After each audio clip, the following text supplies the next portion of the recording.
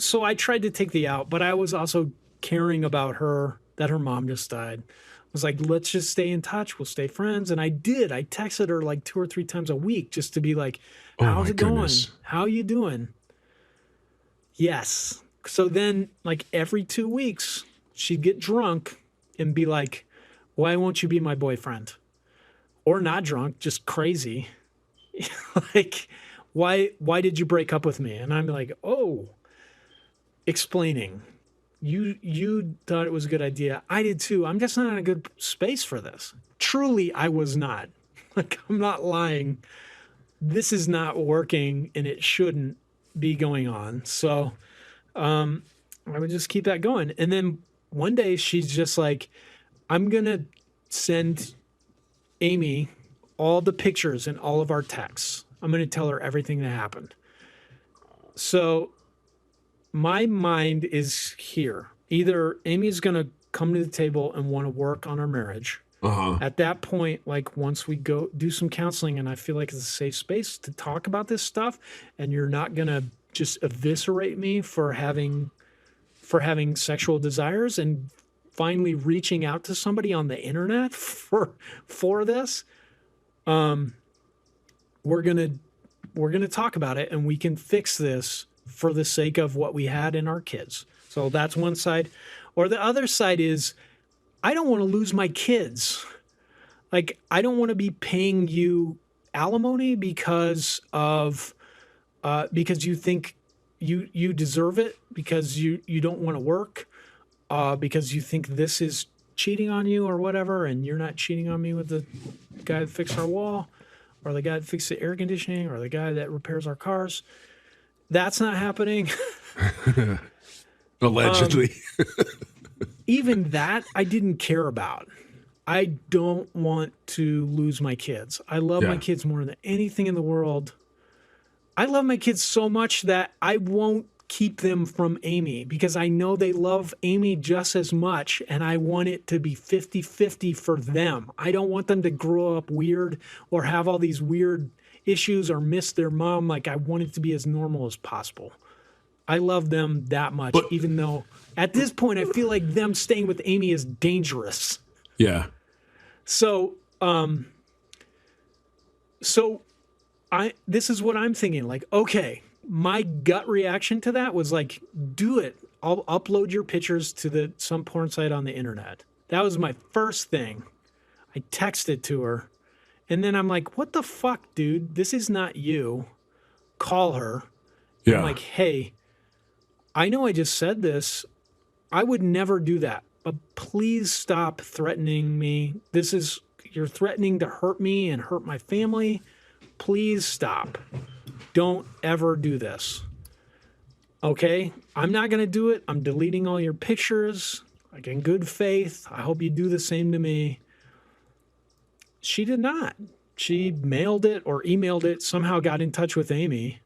And I think that was it. Like, Amy needed that to divorce me. Got it. Divorced me. And then you know the rest of the story. This lady won't fucking leave me alone. She keeps sending pictures of my dick to people that are on the Pickle and Boot Shop or Five Iron Friends fans, which is a international felony. It's like an international crime. You can't share people's pictures without their consent. She's doing it left and right. Side note, if anybody wants to see my dick, just ask. Okay. Now, sorry.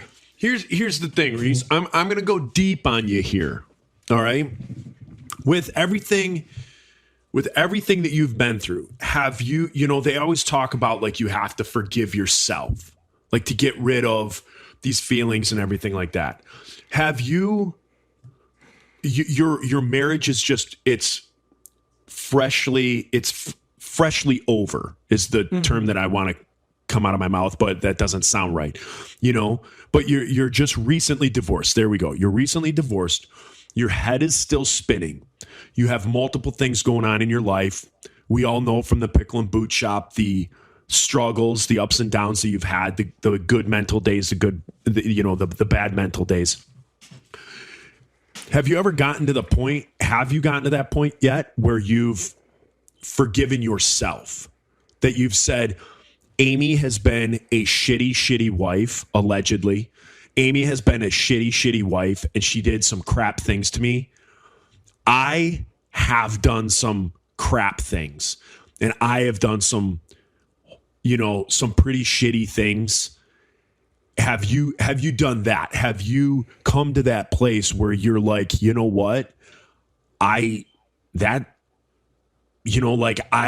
Maybe Amy wasn't a ton of the problem. Maybe I was right in there with it. Have you said that to yourself and realized, I was a part of this whole thing? As you go back over and you talk about your story, it's, I had to, so I had to do that. So in my first marriage and part of my second quick marriage, I had to, I've talked about on the show where I came to that place where nothing else mattered in my life except my relationship with Christ. And I was at the bottom of the barrel. My kids, it's the first time in my life that I'm in an empty house, that I was told by a judge that on these days I can't see my children. My kids would have to, would be with their mom, who promised that they would never, ever see certain people in their lives again. And suddenly those people are a main part of their life. All these different things and the control that like how you talked about the safety of your children. I just had to believe that, okay, my kids are with their mom would never hurt them. If their mom is having these people in their life, there's nothing I can do about it, but my kids are safe. And you have to come to this. I had to come to this realization. And again, I've talked about it on the show, where I realized that the stuff that I was going to church and that mask that you're putting on, and a lot of the stuff that we talk about on this show, this Christian culture and all this stuff, none of that means anything. I got to the point where I realized I could have done this better as a husband. I screwed up here. I screwed up there. What I was doing here probably didn't help my marriage. The way that I was thinking here, all these different things. I could no longer say this person in my life, it was all their fault. And when I accepted all of that I was a shitty person and that I did some shitty stuff, and I probably wasn't the best husband. It was at that point that all this other stuff in Christianity, all this Christian culture, all this, you can't drink, you can't smoke, you can't gamble, you can't listen to this type of music, you can't do this, you can't do, all of that just crumbled away because I was literally broken. I had that Lieutenant Dan moment out on the boat where I was just broken, and everything that I thought how my life would be scripted, if I did this, I would be in a good place here. If I went to church every Sunday, I'd be in a good place here. If I didn't act this way or I did act this way. And when I let all of that go and I was like, this is me. I'm goofy. My language gets a little crazy sometimes. I enjoy a drink, not as much as I used to. I've cut back a lot, but I enjoy a drink. I enjoy these different things. This is who I am. And within all of that, I love Jesus. If I die today, I know I'm going to heaven. I love Jesus with all my heart. I don't look like Joel Osteen. I don't look like Billy Graham. My lives are probably not that. My life is not like Jason Carson. My life is my life, but I love Jesus, and I know that I failed, and I wasn't like at age 30. I wasn't the 30-year-old that I thought I would be when I was a 14-year-old kid in the youth group thinking of my future. I didn't live up to that. And I had to realize that, man, I'm broken. For the longest time, I talked about myself. I think I've said it on the show. I talked about myself as being John Constantine from DC Comics. I was just this broken, dirty angel. And did I love Jesus and was I a Christian? Yeah. but I was a lot filthier than the people I thought around me. Yeah. And when I just realized that and I took that weight off, like those 5-iron shoulder pads that you had to wear at shows, when I just realized that and I took that off and I just said, you know what? Like, I'm absolutely broken. I'm transparent. This is my life. If you guys have any questions about it, like to my friends, family, I will not hold back. I will tell you every gory detail. May I hesitate? May I hesitate because some stuff is embarrassing or whatever to like come out and, you know, things like that. Yeah, absolutely. But it's there and that's who I am. And if that can help somebody else, if that can help my children, my family, I grew up with tons of secrets, you know, and I'm still 45 years old and I find out a little like secret tidbit here. Or I find a little secret family tidbit there. Yeah. You know, if I can help my kids grow up, you know, to say, hey, this is what I went through. This is what I went through growing up being a Christian. This is what I did when I started, you know, just getting out there and trying things or kind of thinking on my own, or life just deals you a hand. You know, this is how I dealt with it. But I don't know if I'm getting off on a tangent, but I want to let you know that, you know, I'm your friend. Tangent. This is great. Well, I'm your friend. And so this is how I always think about things. Love you, Jim. I love you too, buddy. I would rather tell somebody the God's honest truth and have you hate me for a year. And after it sets in, to come back and say, hey, man, thanks for being the only person in my life that shot straight with me. I would rather go through you having a year of hating me, but a year of healing, getting to a better place than go through 5-10 years of hurting. And I never told you, you know, what I thought. But my words to you, my encouragement to you are just realize that as you go back and you listen to this, yeah, you probably did some shitty stuff too. Oh, I did a lot of shit. You know, and just close that chapter. Like, you are divorced now. Close that chapter. That is done. And you have today to be the person that you still want to be. You have today to be the father that you want to be, you know? Yeah. So it's like, what do you want to get up and eat every day? What do you want to drink every day? What do you want to exercise? Do you want to do this? How do you want to act to your neighbors? You no longer have to be defined by a shitty marriage. You no longer have to be defined by, I was this guy that sent pictures to another woman. Like, you no longer have to be defined by that. That was done. It's over with. That whole chapter of your life is over with. And you have today to be whatever you want. You can't control her anymore. You know, you can't control that situation, who she has over at the house, who she's dating, any of that. Zero control over it. Zero. So it's not even worth worrying, because you have your road that you have to, you know, you have your road that you got to walk down, your path. But yeah, you know, the thing that sucks is that path now is dealing with still Amy, who is incredibly angry and vengeful. Yeah. Enough that she's like, oh, my new best friend, Agata Zawa, is going to just come on over. I had to send her child support in arrears. I had to send her a big check for this. I mean, it's double child support I'm paying. It's absolutely bizarre. I think every listener here thinks it's absolutely bizarre that the woman who contacts you to say that I've been having an online relationship with your husband is someone who your ex-wife would now go to for friendship and invite her over. That's bizarre. Like, if Dr. Phil could get at that, that is bizarre. Right. That there is stuff going on there. Like, that is absolutely bizarre. Bizarre. I don't think in any world, even if Agata was completely mentally stable, which if any of you have had interaction with her, you tell me. She's not. Right. She's not. Like, I don't know if she's violent, but hey, we're all apes. We're all like that chimpanzee. We can all eat somebody's face at some point. Right. Right. Everybody has the potential for violence. I don't want a crazy lady to fly 3,000 miles and Allegedly. sleep 20 feet from my kids. Yeah.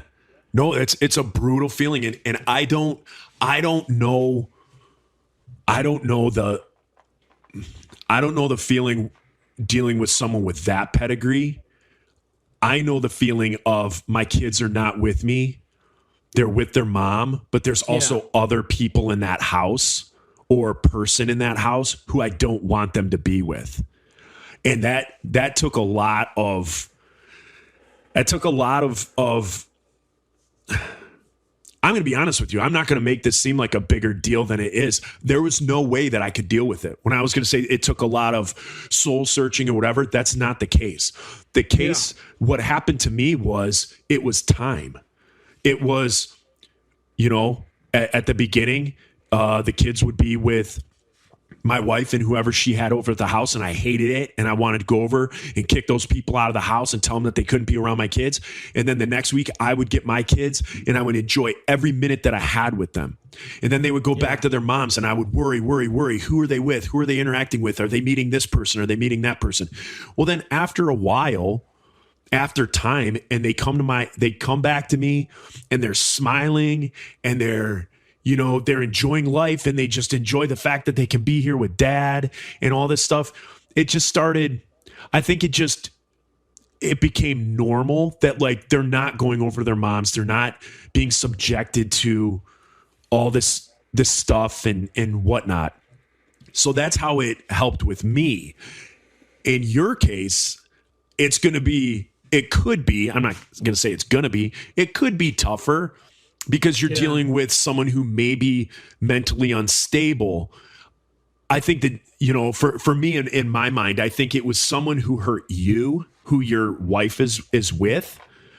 And in my case, it was someone who hurt me that was, so like, man, kind of flipped there, but I wouldn't care if I felt like Agatha was like on the level. I was like, cool. I don't care who your friends are. I don't know. I don't want a crazy person around my kids. And then it makes me wonder, what is the level of screening that Amy is going through with everyone else? Yeah. If you're just willing to use my kids as pawns in your game of revenge against me, what does this say about you as a parent? Yeah. That bothers me. If it never crossed her mind that if she never got like, oh, this lady's a little bit off vibes, like, does it never, like, is this appropriate? Yeah. To bring somebody from the UK. Yeah. Who I know because she sent me all this dirt on my husband and that gave me the freedom to divorce him. It was the first. Is that appropriate? It was the first time in history that textortion or sextortion was used. First time in history. Yeah, first time. I think you were the first person that was sextorted on the internet. But also, it is an international crime, people. But here's another thing. So if you've gotten these pictures, just go ahead and report her. Here's another thing, though. If we walk down the road and you let your mind go and say, let's say she's not crazy. Let's say your guys' communications and the way you took things, just like how when we text people and we can't text tone and we can't text sarcasm and we can't text all those things and things get lost in translation. Let's let our brains go here for a minute. Let's just say things were lost in translation between the two of you. Let's just say she doesn't pray to Azrael or some Azrael Abyss. Demon. Azrael Abyss. For those of you at Saturday Night Live, Chris Kattan, Azrael Abyss.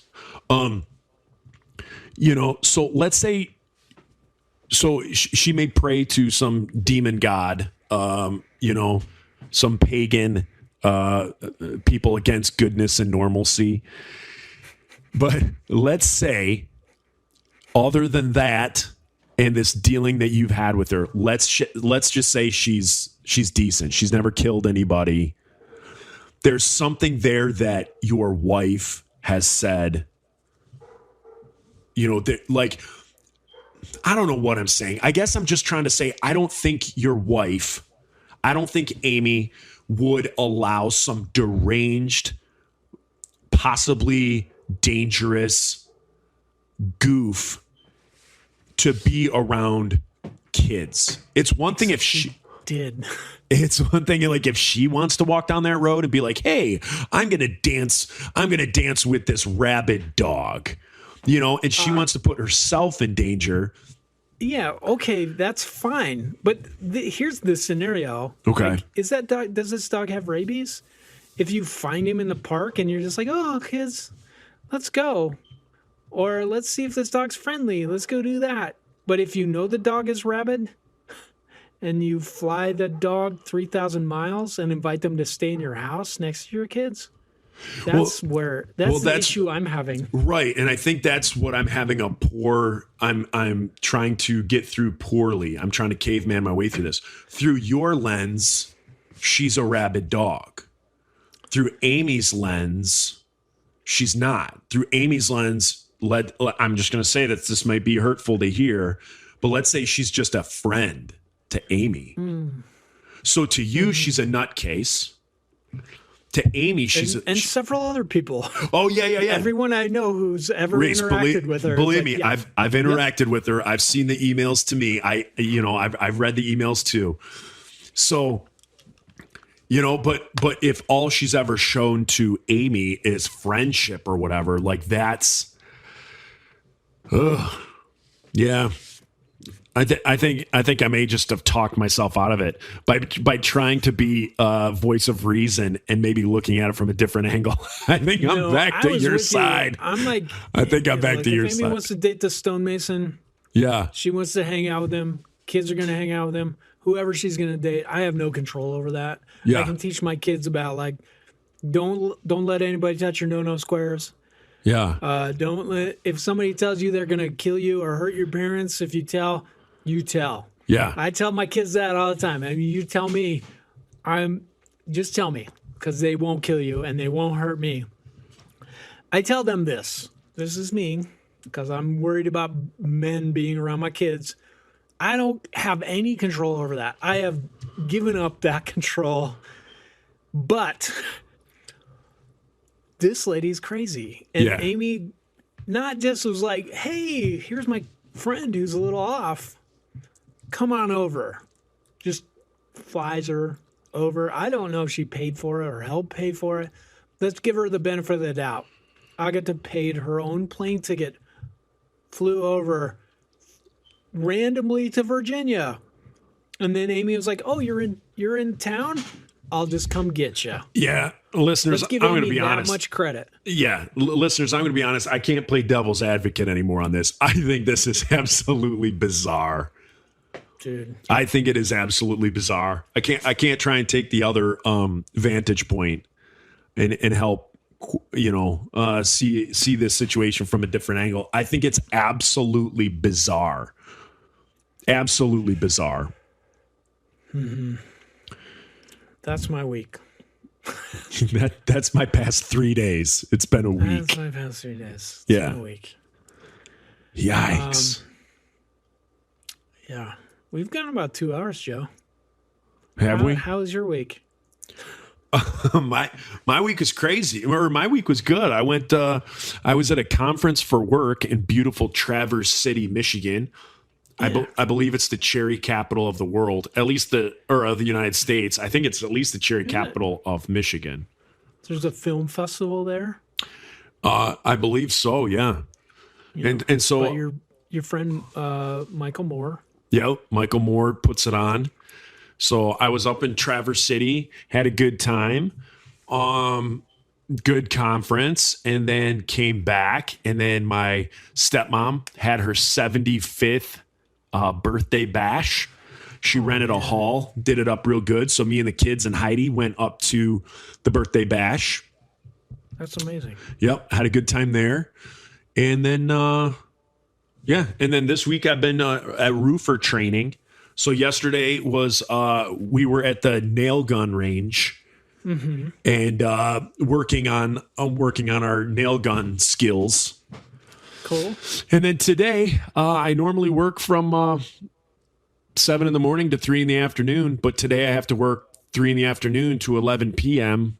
Doing more training, more roofing training at a big training facility. That's actually close to Heidi's house. It's about a half mile from Heidi, which is about 45 minutes from Royal Oak, where I stay with my sister. So it was just easier to stay out at Heidi's last night. And then today at 2:55, I can leave the house and be there before 3 to do my training later. So that's what allowed us to do this today. Was you were off work, and then I was off the morning, so we were able to do this. I actually thought this went really good for being a morning thing. Really good. I feel very awake despite the fact that I've had 2 cups of coffee and then started drinking alcohol. Yeah, that's something. That's a whole nother episode right there.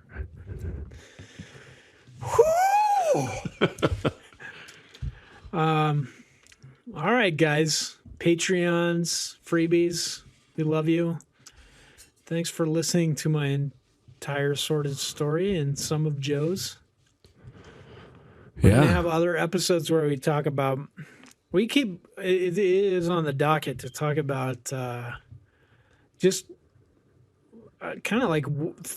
You called it sacred cows, I think. Things that we used to believe... of Christianity or Christian culture that we maybe don't anymore. And I think many of our listeners are on the same page, but like, I don't know. I'd love to talk about this stuff because it's, for sure. I analyze all this stuff, and probably most of it is just like, I'm just tired of fighting. So I'm just going to partake in this. Yeah. Some of that happens, but like, I believe I've thought it through. And I think like, my faith was super rigid when I first came to it, and now it's just like, dude, let's just love people. Yeah. Can we just get some hugs in? Yeah. Yeah. So we'll talk about that on a different episode, but for now, we are out of here. Skirted that, and we're peacing out. Yep. And I just bashed my elbow on a chair next to me. So I think that got picked up on the microphone. Yeah, well, I'm going to go take my third poop of the day because Joe, I had Metamucil yesterday, like a double glass of it. So I woke up at like 5 in the morning and pooped. Then I got up, right before we recorded, I pooped. And then I had 2 cups of coffee. And so now I have to poop again. That's amazing, Joe. Yep. So that's that, you guys, and we'll talk to you later. See you. All right, piece of pizza. Bye.